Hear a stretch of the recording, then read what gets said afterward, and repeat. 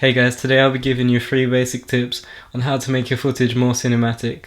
All these tips are very basic, but they're extremely important for getting the best footage in camera. So let's jump into this with tip number 1. Try to shoot around sunset or sunrise. If you're into photography, you've probably heard this one before. And the same can be applied to video. So there are 2 main reasons you want to do this. The first is that the dynamic range of a sunset scene or a sunrise scene is relatively low, so you can retain the information in the shadows and the highlights in a usable range. So the footage will look good and you won't have to push your camera to the limits. And you can produce footage which is comparable to a professional cinema camera.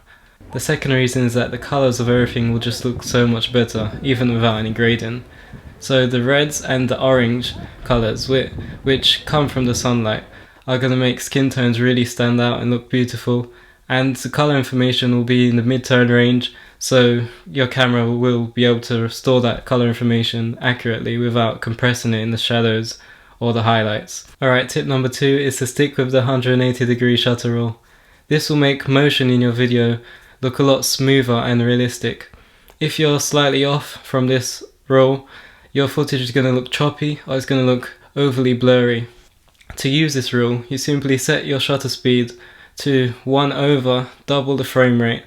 For example, if I was shooting at 24 frames per second, I would set my shutter speed to 1 over 2 times 24, which is 1 over 48.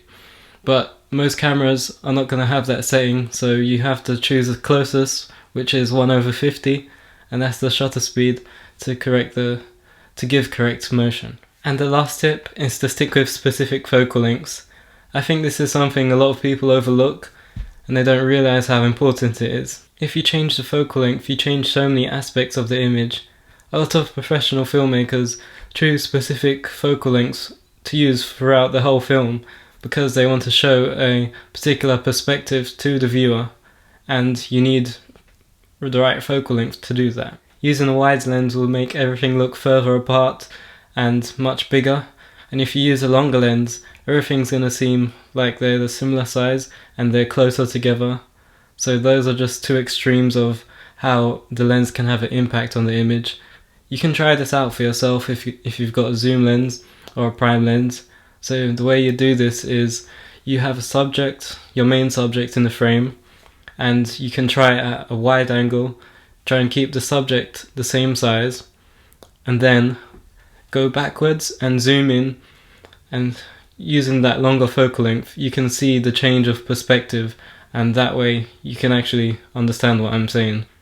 Try to think about what perspective you want to show in your scene and then choose your focal length to show this with some reasoning behind it. For example, this could be a 50mm lens, which is said to be similar to the focal length of our eyes, so the relative sizes of objects will seem realistic. Or you might choose a 14mm lens if you want to make a scene immersive and you want the viewer to feel like they're traveling through, because they'll be able to see all around them and really get a feel for what it'd be like to be in that place. Hopefully these tips have come in useful for helping you make your footage more cinematic. Thank you for watching, guys, and I'll see you in the next video.